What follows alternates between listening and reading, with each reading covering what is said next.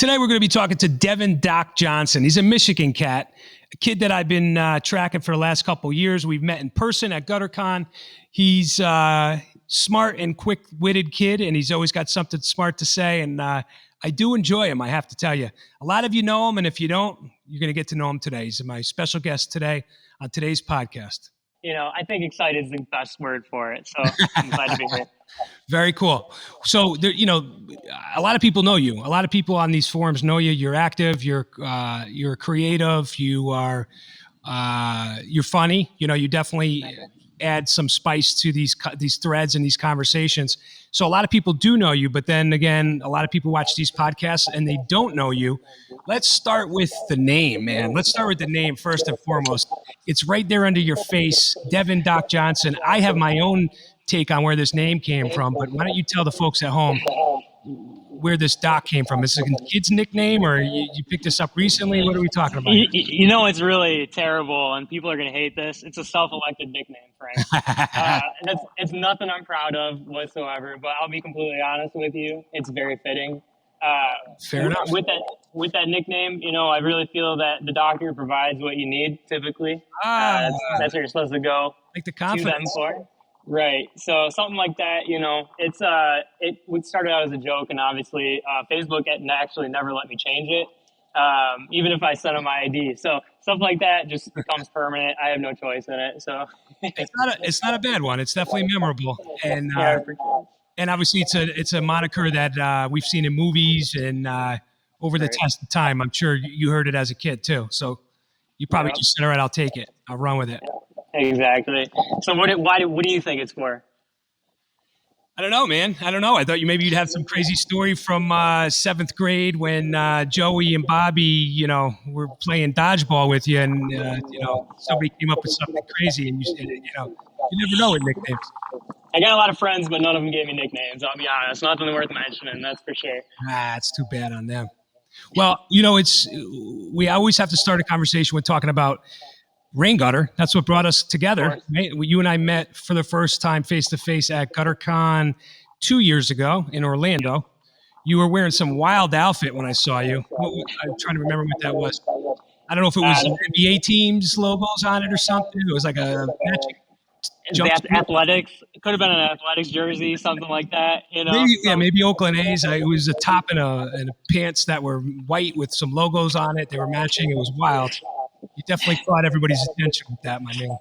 Yeah, I'm never afraid to be standing out. That's most certain. So, hey, that's one of the most important qualities in an entrepreneur, and I know that's just where the conversation is going to go. So, let's cut to it and talk about rain gutters first and get that out of the way. Everybody knows my background. Let's talk about yours. How many years you've been doing it? What got you into rain gutters? Where did it all come to fruition for you? So, a lot of my interest peaked about 5 years ago. I was working in government contracts, doing state, local, and federal government contracts. Throughout that process, I kind of ran into a few characters. One of the jobs actually was gutter installation.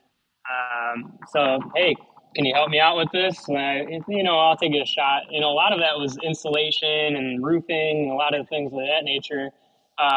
But, to put some hands on some gutters, once I did it, honestly, I was kind of hooked. In comparison to rolling around to attics and stuff like that, something like that, just you're outside, right? All it was holding on to a gutter, just hold on to this, screw it off, right? And something like that, I was like, man, this is great. The guys were nice, probably the nicest construction workers I've ever met, to be completely honest with you. So, cool. And this is where in the sunny state of Michigan, or where were you? Yeah, as a matter of fact, everything's here in Michigan, Metro Detroit, about 10 miles out, up to 20 miles out. Definitely had a lot of different things going on. Is that where you've been your whole life? That's your spot? Yep. I'm a gypsy kid, most certainly. I was traveling around quite a bit as a child. So with that, I got a very diverse experience with people and things of that nature. So really kind of ushered me in. Neat. So then what happened? Then you made it a formal career? You jumped in and found a company to work for, or where did you start? Yeah, without a doubt. So I'll kind of rewind a little bit before that. I like to proclaim that I'm a 20-year sales expert, right? Wait, how old are you? Let's start with your age. 31. You can tell by the wrinkles, I'm starting to get there a little bit. But With that being said, I mean, there's been signs even since elementary school. They had a token system, and I was selling books and stuff for tokens, so I could get free popcorn or Sure, yeah. whatever rewards I had. So really, my entrepreneurial and sales journey started there. And everything just kind of culminates together and works beautifully to really bring me here to where I'm at now. So talking to you. Cool. Yeah. And so, I mean, were you with a rain gutter firm in Michigan? Where did you spend your time getting your chops? Yeah. So first place was Premier Gutter or Premier Builder. They were doing a lot of roofing, stuff like that. They started out doing a lot of the government contracts, and then from there, I heard a quote once. It was, "You could either be the king of a little town or a janitor of a big city," right? And something like that really stuck with me. Where you make a bigger difference at. So, that kind of set me on my journey of looking for people that were a little bit more family oriented, family owned businesses, stuff like that. It wasn't a big conglomerate because my background is a lot of corporate jewelry sales, oddly enough. So I was a diamondologist. Weird. Yeah. So I like the high ticket, high volume sales. Smart, man. Same effort. Exactly. And both, obviously very lucrative, to be honest with you. That's why you were messing with grants, right? You were trying to land some big chunk of change in one shot and keep that rolling. Yeah. Yeah. Typically, I mean, even just the installation thing was about $350K a year for one truck, and that was one job a week. Right. So, sure. I mean, that's some pretty substantial cash flow. So looking at that, it really piqued my interest in that kind of stuff. So neat. All right, so 5 years in, right? You've been doing gutters for 5 years. You're now, I see every time we talk, you're kind of getting into something new. I see you on Facebook just as an observer, and you're studying SEO. You're studying web. I see you looking at software.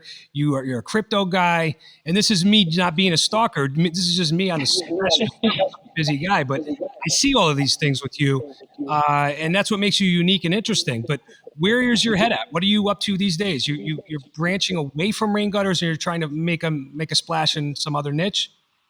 Yeah, so absolutely, without a doubt, I'm still working through gutters, doing gutter cleanings, gutter repairs, upsells into roofs and siding, things of that nature, because they're really easy to grab. Sure. But beyond that, definitely niche markets is where it's at right now. Sure. Kind of the same as you observing everything and just seeing that, a lot of these service industries, they're great. We have 1.2 million people in our county alone. As those numbers increase, jobs kind of dwindle down. So, and that's not a problem at all. If you're good, you're good. That's right. But something that you can take outside of the gutter game. If you can have multiple streams of revenue, why you're not going to worry at night. You can probably sleep pretty peacefully. So, stuff like that kind of got me into a little bit more of the federal, state, and local government grants. But with that, I mean, I can't even tell you what kind of can of worms that thing is. So, yeah, I kind of know in the sense that I have friends that do it with like science labs, like literally, raising monkeys, killing monkeys, experimenting at a cellular level with monkeys, and in Connecticut here. And they get behind one physician that knows how to work the grants system, and is able to score one, and it lasts for, 4 or 5 years, and everybody eats. And then he's got to go back to the well and try to score another one. And it's this like never ending cycle. And it's kind of hairy because it's almost like the 4-year election cycle. Like, we don't know what's going to happen. How is everything going to shake out until we secure the next one? So I do kind of know about it. And I actually, we went the WBE route. My drainage business is a woman-owned enterprise. And, we did that with the notion of exploring grants. But it's funny. Some states are just really barren and there is nothing to grab. There are just no contracts to be had. Or they're just really unattractive ones that don't really speak to anything you do or have a skill set in. And then other states, and maybe Michigan is one of them, things are booming, they're popping, and there's all kinds of activity. What I find with that type of stuff, and correct me if I'm wrong, there's ebbs and flows, there's waves. So you might catch a wave, maybe a 5-year run where there's a lot of activity. Very similar to like government with solar and tax write-offs. Like you'll catch a wave and you could run a business behind it for 4 to 5 years and make a lot of money. Then all of a sudden they change one little thing, it dries up. The homeowner no longer has access to the funds, and they can't pay you, and then you're on your ass again. So that game is lucrative if you, to your point, if you could change gears and you have a few irons in the fire, right? You're not heart set on one thing. Yeah, but even then, so like I mean, even here locally, we can do roofs on fire departments, So there's always constant. You have to really be looking for it, Like I don't know if you've ever seen the movie War Dogs before. Yeah. Just go through all these things and check out what we can do and what we're interested in. And I mean, it's almost limitless. I mean, I've seen over 1,000 posts. Yeah, that movie's wild. It really it inspires you, right? It makes your brain explode with ideas. Like, where can this go? Yeah, and I mean, like, it's really interesting. Like, I'll share some insight with you on one that just happened maybe 2 years ago. Yeah, nice. I don't know if you're familiar with Phragmites. It's a natural invasive species of plant. No. Okay, so it grows very rapidly, right? So what they want you to do, I live all around lakes, obviously, so it invades on lakes. They want you to buy a giant water tank, basically. They'd write you a check, $350K for the year. It was a 1-year grant contract. $350K, and you'd probably be out there every week spraying chemicals on these Phragmites to keep them down. But the kicker of it is they always keep coming back, right? The tree vine? Yeah, it's an aquatic plant, and it's kind of like a reed. Reed grows. Okay, so it soaks out the waterfront and just covers the surface of the water, essentially. They grow as plants through the water, but they kill out all the land bank. So a lot of the stuff it's just killing out all of the native plants and things of that nature. So, but I mean, $350K, that's a pretty good chunk of change just to be riding around spraying chemicals, and all you need is a. So how do you get the green light on something like that? You're going to have your chemical license, right? It's really interesting how they lay everything out because it's surefire. I mean, if you have a little bit of ambition and you can look at something and kind of go through the information, it'll tell you exactly what licenses you need. Sure. I do know chemical licenses are a pain in the ass. I have somebody was looking to buy me out a few years ago, and he had like 30 Mosquito Joe's. Mosquito Joe was the franchise. So he kept buying out these franchise territories. Other operators just couldn't really have a good go at it. And in us getting to know each other, it was basically me just pulling down my pants and showing him the books, and him getting a look at what I have. I got to know him and the business, and it's interesting. The takeaway is with chemicals, very, very challenging because you have to have the licenses and you have to go through this testing. I guess apparently the handling and everything is tricky if you have knucklehead employees or staffers you can't trust, or where is that chemical overnight? Is it sitting in the back of the truck? What are you doing with it? Apparently it was enough to drive this guy crazy who's trying to maybe make a shift, get out of it. Yeah, and something like that, you got to be careful. I mean, you really got to be able to cash the check that your mouth writes every time. They want that bottom line done, and if you don't, I mean, like there's punishments and stuff for it. Like you really get yourself into some hot water if you're not really following the guidelines and stuff of that nature. Yeah, so, right. You can't mess around with that. No, but I'll tell you what, their check's clear all the time. So stuff like that, I'm not mad at.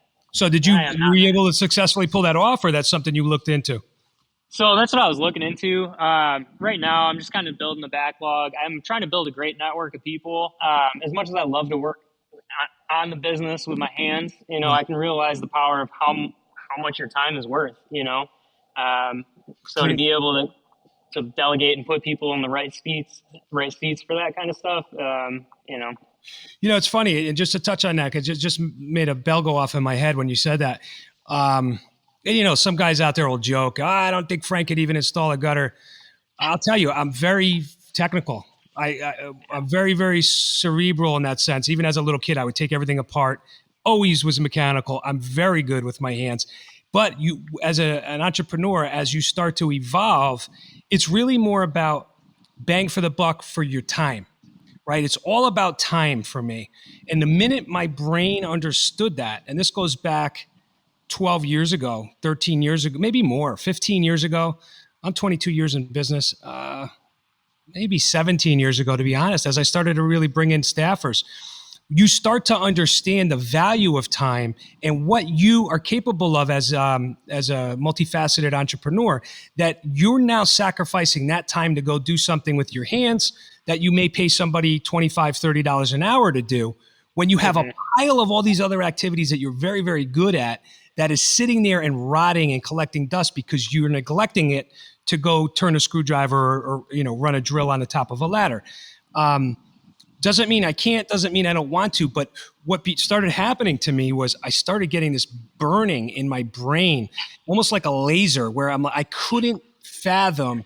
You know what it was? It was the first transition when you're really starting to get off the ladder and you have staff to do the work, but there's this like transitional period where the guys screw up and you have to show up and you're doing the fixes, and it's 6 at night, 7 at night, the sun's starting to drop, and you're looking at your watch going, are you kidding me? I'm the best salesman in the company at this point, and I could have closed 2 deals at $4,500 each on average, but I'm here doing work at what's valued at $30 an hour. Like, I can't make this stuff up. And once you know that it's that upside down, you can't ever go back. I mean, you can, but I don't know anybody that hangs gutter as a fucking hobby. You just don't, it's not, you don't do it as fun anymore. It's, I'll put it on my house if I'm doing some updates on my home or my relative's house. But, once you understand that time, money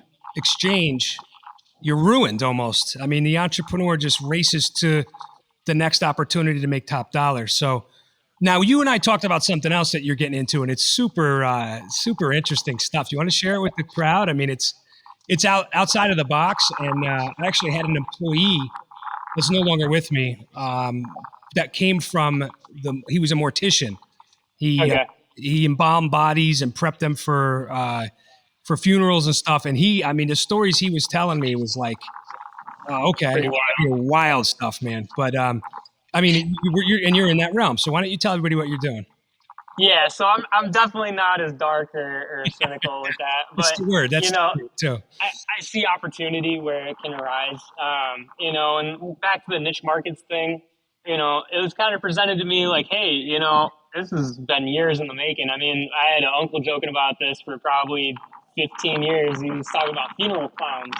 Yeah. And it was just kind of dead subject. He's kind of a weird guy. Funeral clowns. Okay, great. But now it's starting to evolve into renting caskets, right? Wild. Sounds crazy. Here in Michigan alone, it's a $12 million a year business as far as revenue. How did you get those statistics? What makes you feel or think it's a $12 million a year? So we did a little digging as far as there's literally only one company here in Michigan that does something like that. And you think they're doing 12 mil?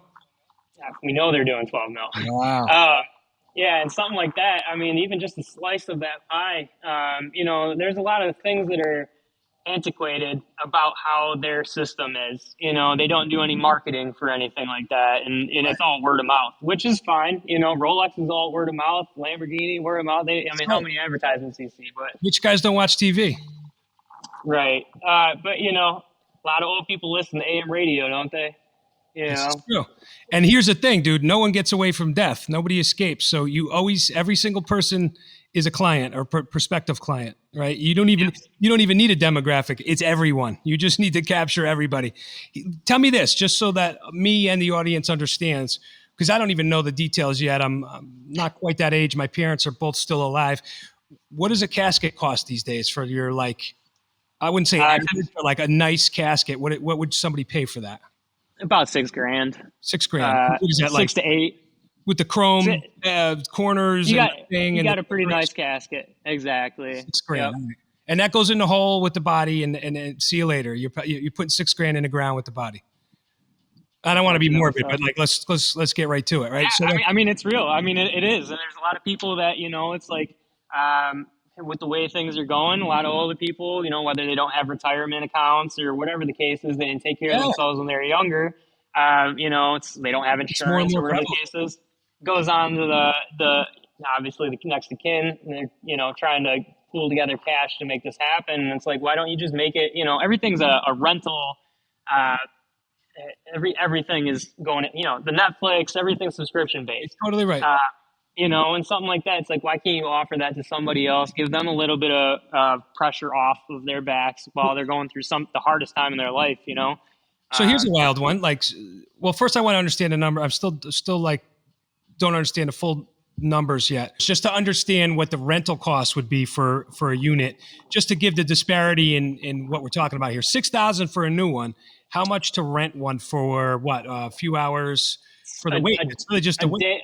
Yeah, it's about a day or two, really, depending on what you're looking at, as far as your showings or whatever the case is. But about $600 a day, so they're saving 90% on what could be a life-changing event for them.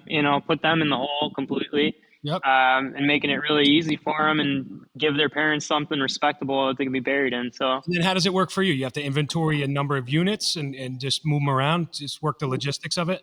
Yeah, without a doubt. So you'd be acquiring a lot of different caskets right now. As far as we're looking to reach out to a lot of funeral homes, funeral directors, linking them with incentives and things of that nature, but maybe take some of the inventory off of their hands, be able to provide them a service that delivers it to them.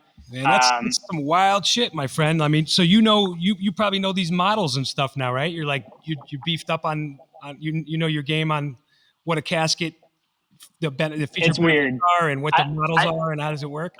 I would have never told you this is where some of it would have ended up, but I'm glad it did because it is something, and it's I implore anybody to do it, something like that. Oh no, this is your niche. I'm saying this is your niche. We're just digging into the the opportunity, the dirty deets, and how the entrepreneurial side of this thing all comes together, how it glues together. So how many manufacturers are there out there? Is there like, usually it narrows down. You're wildly surprised at how few are out there making these damn things. Frank, you can get a custom guitar coffin if you really wanted to. You love ZZ Top. I'll put you in a beard. I'm not really too concerned about it. With all that merch, right? Exactly. No, but it really does go. There's a lot of manufacturers across the nation. It's as niche as it is. Like you said, everybody, happens to everyone. So some people just kind of acclimate to it, and I'm not exactly sure how many. Are you like launched? Do you have a business? No. So we just acquired funding for it, which gives us enough overhead for all of our caskets, getting many of the vehicles in line, and getting everything in order that we need to. Wow, neat. But I mean, even that is, in my opinion, is way beyond what you possibly need to get started on something like that. But some of the funding is coming from people we know. Very neat. Definitely other entrepreneurs. So stuff like that's great. Good for you, man. So like, where do you think this puts you? Like, are you, you seem to be a serial entrepreneur. You have the spirit, because I'm one, and I could smell the spirit on other folks that have the same bug, the same disease. Where do you think that puts you in 5 years? Like, and then 10 years, like where does Doc wind up finding himself? I mean, probably not going to see any numbers from that for the next year or 2 years. Because obviously you want to reinvest in the company, stuff like that. And that's why I'm working. I have other jobs. Like I have a day job, right? But like my after school activities, my wife calls me crazy because some of the things she has to go through. I mean, my brain runs all day. Come home, you gotta mouth spout to somebody, right? So, by the way, congrats on the baby. You got a beautiful wife at home and a gorgeous baby. And I'm a papa. I get it. Big kudos to you, man. That's big doings, and I'm sure you guys are madly in love with that kid. Oh, dude, it's amazing, absolutely amazing. But it is really interesting how Gutters kind of ushered all of that, made me comfortable enough to kind of make that jump because it's who would have thought on that one too, but. Yeah, I mean, even outside of just like the casket rental and stuff, like that's another person's dream. Like I can see where their mind is at, and they're so excited about that, and that's like. I personally may be assisting with that and helping with that in many other various ways. But I want to see him in that position, take that and run with it, and something like that. When you find people that are that passionate about something, sometimes you just got to put them in the driver's seat and let them go, That's right. No, I agree. Very cool. So you're doing that with somebody else? There's a few of you, or this is... Yeah, so that's actually a family thing, as a matter of fact. Neat. Yeah, so, and then that, I've never had any... my mother was a business owner. She did breast forms and wigs for cancer patients, which is very noble. For sure.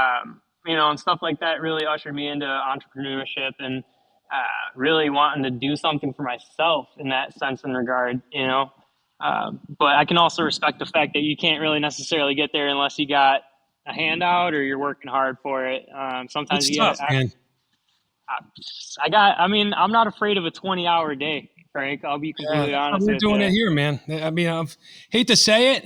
I kind of feel like, well, some guys are so smart that they could still put out an 8-hour, 10-hour day and they break through because they just have this mad genius. But for us dummies, I don't know. The only way around it for me is just sheer grit and grinding. I got to wear the skin off my palms and my elbows and dig in. And that's the only thing that works for me, man. So it's just work until you arrive. And I just don't know any other way. Yep. Yeah, without a doubt. I definitely have been pondering a lot of different stuff. I mean, like in that time, it's not all spent just working. There's a lot of thinking and higher level stuff that I'm thinking about. Yeah. And trying to figure out for myself, How you doing in the crypto game? It's pretty good, man. I mean, you can't go wrong. I am definitely kind of taking the ease back a little bit and more into the investment mode on the way. I'm not sure where it goes. It's very exciting. I've been doing this since 2017. Wow. Yeah, so it's been a long time, and they have a ETF, Bitcoin ETF, Yeah. that I'm sure you probably heard about. So stuff like that is a realization of an industry that I never thought would come. So I'm pulling up Robinhood as we talk. I had money in the game and I pulled it out and I dibble dabble here and there just from like as a hobbyist, so to say. What are you holding these days? What's hip and what's up and coming? So I'll be honest with you, Frank. There's a lot of people. I've been paying attention to it. I've been doing the same thing, selling it and buying it and trading it and doing this and that. But I'll be honest, Frank. I got a $1.2 million crypto tax bill in the mail. What? Yeah, so stuff like that. What? I'll tell you what, I don't got the 1.2 million. I didn't, but that's just how it goes. So it really is a dangerous game that you got to kind of educate yourself about as far as how it's all With the shorts and all that leveraging. Yeah, and it's more so. It's every time you sell it, it counts as you're selling an asset like a boat. So like it's like you're selling a boat 9 times in a day, right? So stuff like that adds up. It really causes a headache in the long game. Yeah. But luckily, there's things that really kind of help you put into ledger exactly what you're going to owe, or hopefully owe, and not just losing. But stuff like that, I definitely advise you be very careful with it. In my opinion, holding Bitcoin forever, I think is a great idea. There's a thing called tulip mania. It's a Dutch fable about how everybody was so obsessed with tulips. Tulip. Oh, yeah. Yeah, so they were so obsessed with tulips that they were actually end up trading their homes, things of that nature for tulip bulbs. And then, surprise, it's worth nothing because it's a tulip bulb, right? Right. So that's what they say about diamonds, right? They say that diamonds really are. Come on, they're not rare. They're found everywhere. They're very common, actually. I mean, yes, we assign a value to them, and that value holds some weight, and you could build you could trade it like a commodity, but it's not worth much. Not worth what it is. Yeah. Yeah. Sure. Whatever value you assign it to. And honestly, that's where I ended up leaving the jewelry industry, is because I started to see the trends on lab created diamonds and things of that sort, and how people don't want blood diamonds, and how that all goes. So with that, I mean, that was a quick out for me. I was there in the jewelry industry game for about 2 years. But once you start seeing stuff like that, I mean, it dropped drastically. So it's so dang expensive, right? For sure. The tulip mania. So this is a true story. You're telling us about. You're dropping a history lesson on us, correct? Yeah, without a doubt. What year did that happen in, or what century? What decade? I'll be completely honest with you. No idea. Jamie Dimon of J.P. Morgan Chase was the one who actually pointed this out years ago. He was saying no one should ever buy the Bitcoin. Don't even touch it, and then come to find out they're holding a bunch of it, buying it up. It's like you don't know who to listen to anymore. I don't listen to anybody. Just live your life. All your heroes disappoint you in the end. It's so sad out there. Yeah, most certainly. Most certainly. But it's nice to have other heroes around you. You know, like you can't just let all your heroes die. You got to be able to find the nobility in other people as well, too.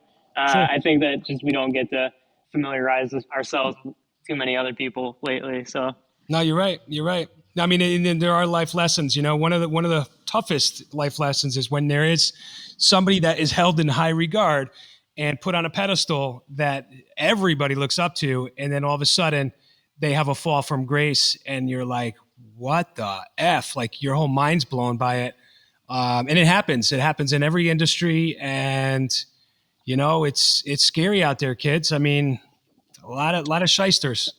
yeah, most certainly. Um, Yeah, in regards to like, I don't know, I think mental health awareness is a big thing. You know, as far as that goes, people should be able to have a little bit of emotional knowledge of what's going on with themselves. So, but yeah, you should be your own hero, man. You know, in my story, I'm a hero. Every day I wake up, I feel great. You know, I don't always win, but I'm a winner at heart. So. Yeah. Well, I mean, look, dude, you're definitely fast of feet, and that's really one of the bigger skill sets you need to have in our game, right? You just got to keep moving and move your feet fast, and if you're willing to do that, you'll be all right. Yep. And not everything's going to be a win, right? You're going to have a lot of losses, and you just got to recover from that loss and get to the next win. Learn. You gotta learn. Yeah. So, where do you turn to for inspiration? What are you reading? What are you looking at? It sounds like you're well read these days, even politically. Yeah, so you know, it's really interesting. My favorite book and the one that really got me started was How to Win Friends and Influence. Jeez, it's been a long time. Get Dale Carnegie, right? Yeah. But yeah, something like that. You know, it kind of spooked me a little bit because a lot of those actions in the book, it's like I naturally put those out. I don't mean to be manipulative, I promise you, whatsoever. But you know, it's like just being able to communicate with people. You know, where I take my inspiration from, it's a lot of the business owners around me. I've been really honestly fortunate to be involved with people that were doing big numbers in a lot of different industries. You know, I used to do a lot of contracting for Chrysler. It's FCA or Stellantis nowadays. Huh. But, you know, something like that, they have contracts that you're just wiping down walls of where they run the engines at. It's the dyno testing rooms. Right. About a 14 by 10 room. You'd clean those twice a year. It was $1 million. Or not twice a year. Forgive me. Twice a week. Wednesdays and Fridays, you go in there, 10 by 14 room, and you'd make $1 million. The company made $1 million. I was making very minimal amount of money. Right. But I was being paid for 8 hours a day regardless. But that got the same people that were doing that also own trailer parks and things of that nature. So it's like, you know, you can't really just have your toe in one pool. You got to kind of be dipping around everywhere. Well, okay. So on that topic, do you think you could ever settle? Do you think you could ever slow it down and just stick with one thing? Like, I ask myself the same question all the time. Like, let's talk about the casket thing. If that takes off, would you stay in that, or you're always going to be reaching for the next opportunity? I would like to say I can always just settle down and relax, but like, honestly, just my natural who I am, probably undiagnosed ADHD or something of that sort. But it just won't allow me, honestly. It's like, you know, I could see myself. I took a trip to Barbados for my honeymoon, and I'll be completely honest with you, I was blown away about how much plastic gutter there is over there. It's like, if we can just send one gutter machine over there, I mean, they're building water systems and everything. So like stuff like that, it's like even third world countries, it's like, think outside of the box, man. Like, you gotta remember too, they're dealing with salt air, and that's really one of the, from an engineering perspective, that's true. They don't want metals that could corrode. See, I would have lost. I would have been out of luck on that one. And aluminum will fit on you just the same. Selling seashells out of a tiki hut's fine with me, Frank. Believe me, I'll be right next to you, buddy. You got to earn that, though. You got to earn it. It's true. It's true. So, I mean, if there's one cautionary tale I could spin, or one word of advice or something that I could pull out of this, and, you know, I have to remind myself all the time, it's excitable and fun and exciting as an entrepreneur to continue to stack concepts and dip into the next opportunity. But you also have to be able to work the throttle, hit the brakes, and focus on the real meat and potatoes that you do have at hand. I mean, even myself, I find that, I have something that's great and that's been working for a long time. And then sometimes I neglect it because I'm working on the next new thing. And that's not necessarily always the right answer. More is not necessarily better. I think if you have the ability to staff up, have strong skill sets in house, assign folks to manage certain assets for you that you trust that take care of those assets as in your likeness in the same way you would, then maybe you can do this. But then you still have to come back around and manage, and it's Oh not yeah. for the weak of heart. But sometimes a lot of folks could actually do a lot better with just sticking with one thing for a shorter, a short period of time, but more extended than they'd like to, than Hmm. jump because they just jump a little too soon and they don't give it its due time. And nothing ever fully blooms and blossoms. Tulip pun intended. That's funny. So like it really does kind of like usher. It kind of brings me into the point of like you can talk about like bopping around doing a bunch of different stuff, but at the core of it, it's like who are you? Like what are you selling? It's like yourself, right? You're right. Yeah. I'm a very firm believer. I mean, we're on a podcast right now, and it's identities of self. I mean, like digital. It's weird to some people, but like honestly, like I am Devon Doc Johnson, and that's who people know me as. And it's like, you can accept something like that. You never know where your name is going to take you. If you do well and excel in one area, one division, I say perfect it. Honestly, if you can, is the best idea. Yep. And then from there, you can kind of jump and venture into other things. But at the end of the day, it's like as long as you can sell yourself, I think you can get into pretty much anything. You could lose your celebrity status. You always got the name. And then, some of these people I'm just blown away by how much money can be made off of somebody's name. Right. And we see it every day. You want to elaborate on that? What exactly you Um, get at with that? let's see some of the celebrities that we got that are like say Mr. T wanted to sell gold chains. It's like, I mean, there'd probably be a line out the door for that kind of stuff if you're interested in gold chains or whatever the case is. But it's like no relevancy right now as far You as it's see with not any movies. the pairing that they're doing with Martha Stewart and Snoop Dogg, right? Those two pair together nicely, and they're selling homewares and wine and lighters. I mean, the marketing genius. To me, honestly, marketing is what makes the world go round Yeah. because it's that creative spark and energy that makes somebody interested in any given product. I've found that that's really where I need to put my time and my energy. The product needs to be sound. The service needs to be sound. The rain gutter system needs to be installed the right way. It needs to function. But it's how I market it that makes that phone ring and brings people to me. So much so to the point where, honestly, these days, if you're not doing the marketing job the right way, uh, or if let's say if you are doing it the right way, the way the flow should be is that the customers come to you and they're basically pre-sold on you already. They already know Yeah. that they want you based on how you subliminally have positioned that product and yourself and your brand, and then it's just closing the deal when they come in. You're not trying to win them over per se. You really have them right where you want them when they call you. They already have seen what they need to see. They know you're the guy. They just need Yep. the reassurance from you that that is the case, and then obviously they need the price in the contract so they could execute and get to it. But that's marketing, man. It's not the product per se. It's not the service per se. It's the marketing that brings it. It evokes some sort of feeling or sensation or vibration in that prospect, and then they want you. They want you. It's Yep. just like finding a mate. Whatever you did, Doc, to get your wife, man. Whatever you did, it's capitalizing on the same sort of thirst trap energy. Yeah. Yeah, without a doubt. Yeah, without a doubt. And I think like a lot of brands nowadays like have a problem with like identifying their customer or their client. And it's like you can throw a dart at a dartboard and hope it sticks. Yeah. But the tools that we have at our disposal now, I mean, it's like how perfect is it that you can run into clients that are very similar to what you're trying to achieve? It's like that's what brings me into the SEO and why I'm researching all these things. Sure. And it's like just the overall market. It's like it's so broad. There's so many different people with so many different interests, and they're like in my opinion, the internet didn't bring us much closer together. It kind of put us all in our individual villages and stuff like that. Yeah. So to be able to break out of that village and find commonality with other people, very important. Very, Yeah. very Yeah, important. we flex on the same stuff here. That's something that we're hot on, finding those demographics and carving out your audience and making sure you're speaking to the right people. I mean, look at how it's amazing. And I haven't even talked about this publicly or on a podcast or anything. It's always just gutter, gutter, gutter.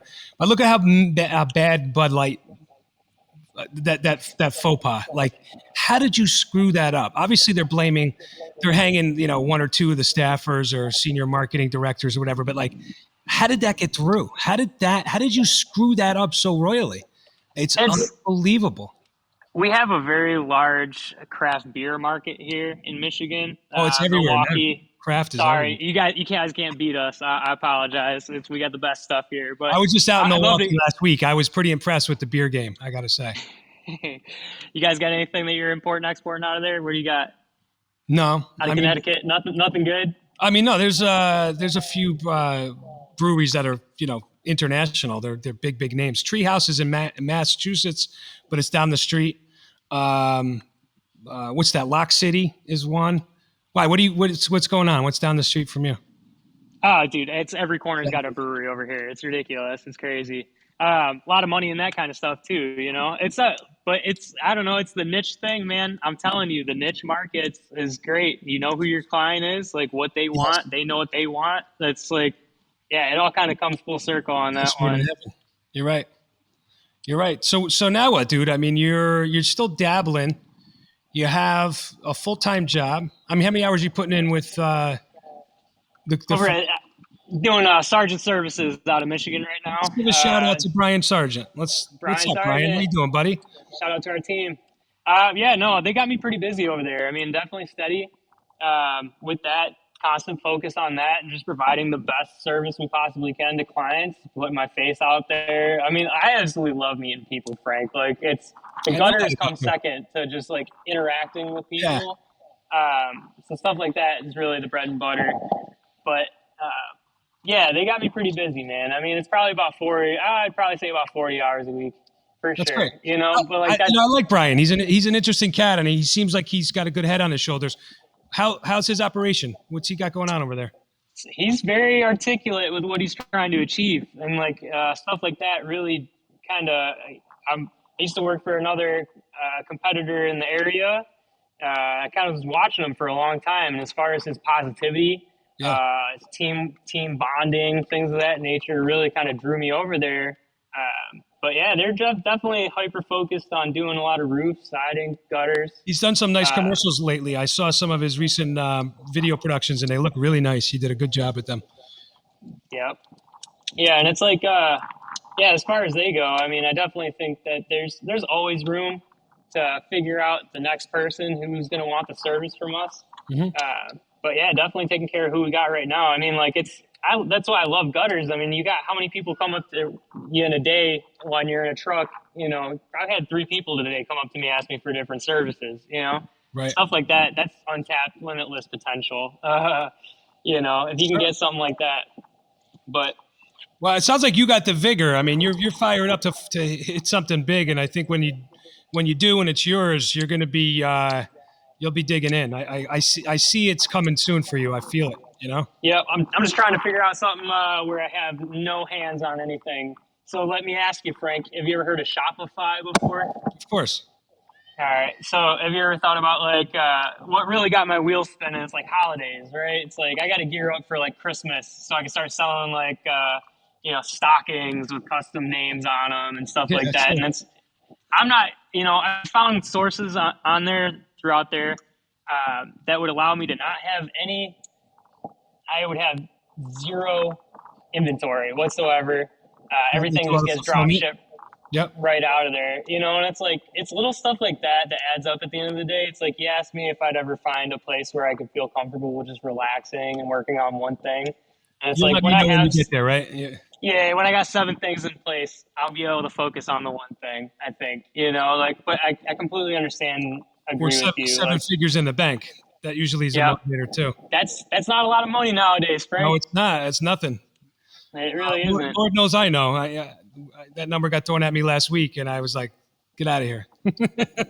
What's your retirement number, Frank? I don't know, man. To me, it's all an annuity game. So Yeah. we're trying to build businesses that are an annuity. They just have recurring income coming in monthly. I am hot invested in myself and my skill sets. So Yep. I basically take everything I have and put it right back in. Uh, and so for me, I don't know. I think if I had 5 million in the bank, I could definitely retire on that and keep that rolling. But although, I mean, the cost of living where I live is High. out of control. It's Yeah. $7 for a package of butter. Like Oh my goodness. it's just Yeah, that's out bad. of control. You can't live here. You can't Yeah. live here unless you're making $1 million plus a year. No, I don't envy you, Frank. It's Most crazy. certainly. Beautiful homes. I mean, the homes are absolutely immaculate from what I see out there. So, We have an but amazing backdrop every day. My clients are all important people and very interesting, smart people.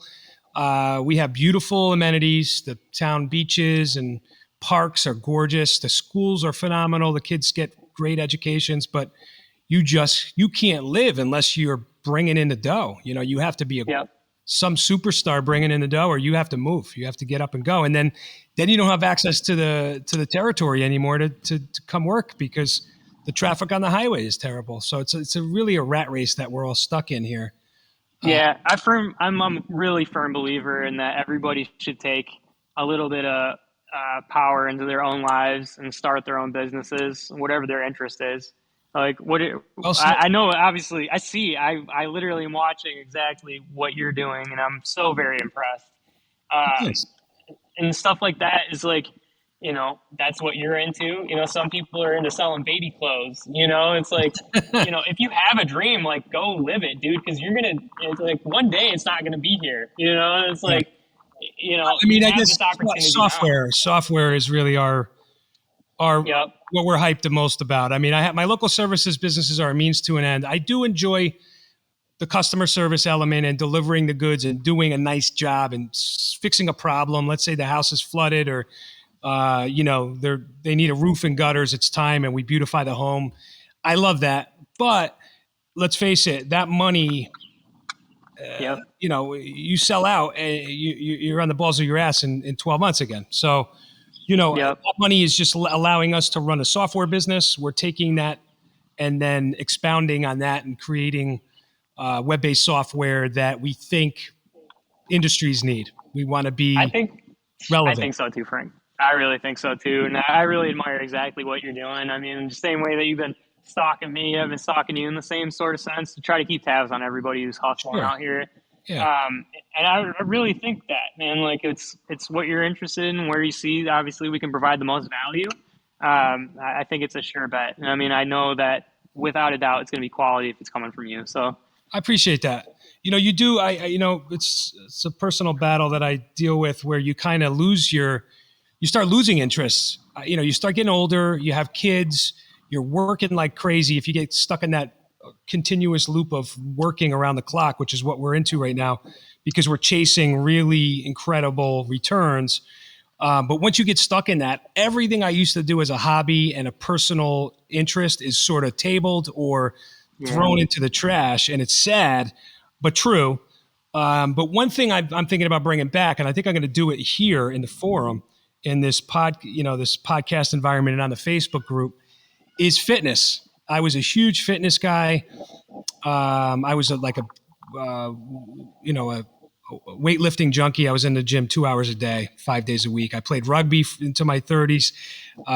That was my passion.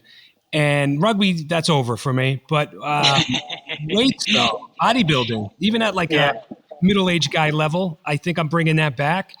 And I think I'm going to put it out there. And we're talking about niches, right? How about like guys that are birds of a feather, rain gutter contractors, home improvement contractors that want to talk about fitness. Let's talk about, let's make some goals. Let's hold each other to it. Put your fat ass on a scale once a week and show me what you got. I'll show you what I have. And let's make some progress. Sometimes a little friendly motivation makes a big difference. And that's something that I might do here. I'm seriously considering it just to spice it up and get away from gutter. Like let's live.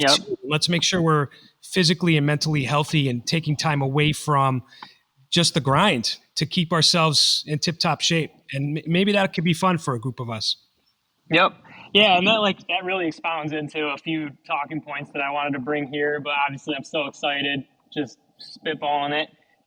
It's like, did you know that? Are you familiar with Mr. Beast, the YouTube celebrity guy? Yeah. Okay, you know that he's never had a real job. Incredible, ever, right? Ever. He's since 11 years old. He's been doing YouTube. It's wild, right? That's crazy. But I was listening to a podcast with maybe him and Joe Rogan. I don't really listen to Joe Rogan too frequently, I'll be honest with you. Yeah. I don't have the time, although I do like Joe. Yeah, I try to listen to whatever I can all the time. But yeah, as far as that goes, I mean, like he himself has 5 different channels. He's got, stuff for, helping the community. And then he's got his main channels. And it's like all these things fund each other. Yep. To do like the silly stuff, and it's like, why can't I be doing silly stuff too? Like people want to see that. Somebody brought that up yesterday, right? Were we on a call yesterday? I think T said. No, yeah, it was the happy hour, but it might have been after the call. It might have been on a private line. But yeah, I mean, well, let's put it this way: what's your definition of imposter syndrome? And then I'll give you my. It's just the feeling of. Do I belong here? Is this really what is for me? Like in a positive way, like when very good things are happening to you and maybe that you don't necessarily understand why or that you deserve to be there. I've been in myself in a lot of situations where I am way fortunate to be where I'm at. Right.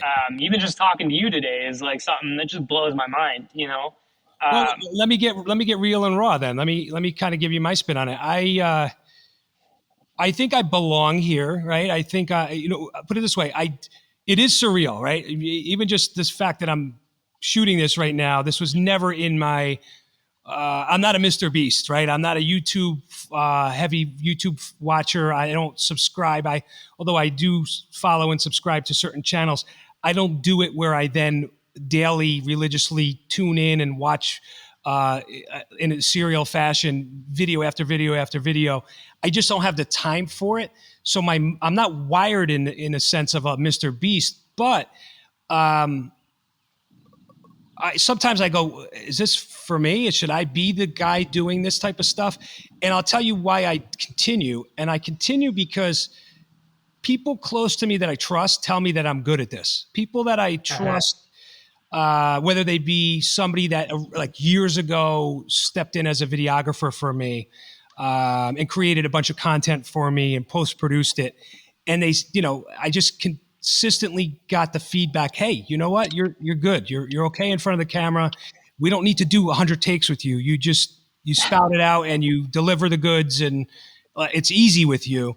I think hearing that a lot. And then honestly, the most heartwarming part of all of this for me is going to shows, gutter cons, that sort of thing. Meeting people in person has been outrageous for me because people pull me to the side and they're looking me right in the eyes and they're like, dude, I can't believe I'm talking to you right now. And I'm like, I'm just a dude. I'm just normal dude, right? Like, what do you mean? Well, I've been watching all your videos, and you struck a nerve with me, and I really like the things you say, and I appreciate all the help and the advice, and it just sort of reinforces it for me, where I'm like, I guess this is okay. This is what I'm supposed to be doing. And then my entrepreneurial training and my business training, you're not. Or you are who you say you are. You are who you set out to be. No one makes you that. It's you and your actions that make you that. So if I've done that and I get this constant feedback, now I get that in person, and then I get that in my DMs all day, which is amazing. I mean, I people from all walks of life reach out to me and ask me for advice, for help, and I respond and I give them everything I can. And again, that's reinforcement to me that I'm making an impact. I'm doing something that changes something for them. And so I'm sort of highly motivated to keep doing that because it's a positive change in the world, right? So without a doubt. And yeah, that's where like it kind of like, the identity and like the internet identity and like not necessarily even just that internet, it's like stuff like just being a part of your community, helpful to other people. It's like those things go a long way in like branding. And it's like we don't like to label them as those things because it seems kind of like you're trying to be something you're not. But like realistically, like I understand a proverb that goes like, help like 12 neighbors this way, 12 neighbors that way, you'll always be good. And it's like finding people like you that are helping for free. It's like, I mean, that's amazing. Like how many people are helping you earnestly do anything so nowadays? Everybody wants your money. you raise a good point, and this is I'll talk about this wide open because it's you talking about imposter syndrome, and it's something that does weigh heavily on us. We are trying to monetize. Hey, I'm building software. Yep. I'm hundreds and hundreds of thousands of dollars into the gutter app build, $350,000 plus. And we have gutter school and we monetize gutter school. And here's the thing. I've worked for years and years and years, on the arm, free. And I continue to do that. And I'm totally happy doing that. But at some point there comes a time where things need to be monetized. Things cost money. Yep. Without a doubt. I have staff that help set this up, right? I have staff put this on and post-produce this stuff and keep it clean. And man, I mean, if I had to do all of this myself, are you kidding me? I slid right in 10 minutes before we were to shoot. And I have amazing staff, and they, got the studio set up and turned on the computers and turned on the lights and warmed things up and got everything. I mean, I really am blessed, and I have this thing together, but it costs money. And so, there's some people that judge and they're like, wow, you're trying to make money on gutter app. And I'm like, of course I am. It's software. I mean, yes. I'm not creating, it wouldn't be any good if it was free. Let me be honest with you. How many free apps are great? I will tell you They're this. all taking something from you. I told you we were in Milwaukee last week. We were in Milwaukee because ABC Supply called. And when ABC Supply calls, you get your ass on a plane and you go. So they called and said, get out here. We might be interested in gutter app. So I will tell you this, and God is my word. There were a few other individuals in the meeting, one very well-known individual in the industry, and one of my staffers was there as well. And then all ABC Supply top brass, head of IT, the marketing director, the head of national customer service, a very big regional rep. It's a serious meeting. Serious meeting. But my point is, even though I want to monetize the app, where is the money in the industry? The money is with the suppliers. So as a business strategy, I'm still trying to play Robin Hood, and I still want to put the power to the people and get them this software free if I can. So my pitch is, and this is a little risque because they could bounce me right out of there. We spent 2 days with ABC Supply, and we had a wonderful time. They treated us like royalty. I mean, wow, what a red carpet treatment they gave us. But what I pitched them on was take the app, make the app yours, give it to the people for free. You guys pay us. ABC Supply satisfies the monetary needs of Gutter App and Hennigan Digital. And that's what I'm trying to do. I still am trying to do that. But at the end of the day, if that doesn't work, we'll drop the price on Gutter App, on the subscription, on monthly subscription, and make it very, very affordable. But yes, we need to monetize. But I'm not going to feel guilty about monetization. I mean, no. Can I tell you what a regular tech stack costs for any business owner who's trying to take it seriously? Like a tech stack, it's stack for a reason. Because you've been. I know you got your chops on this stuff. But even my industry pals, right? There's a number of guys and girls that I team up with, phenomenal people. You know them all, and they all have been charitable all these years. All of us have. And, now it's like, look, let's just make a little something so that we could definitely find the time in the day to carve out to make this even better and to create even better content and to organize it and to digitize it and to put it in a library and make it accessible. So we're doing that. But, you got the pay to play model. I mean, let's face it, nothing not anything. Nothing free is necessarily quality per se, right? I mean, And it's not even free. They're probably taking your data and selling it to other people for you got it. pennies on the dollar. It's like, a lot of that stuff matters to me personally. Like it's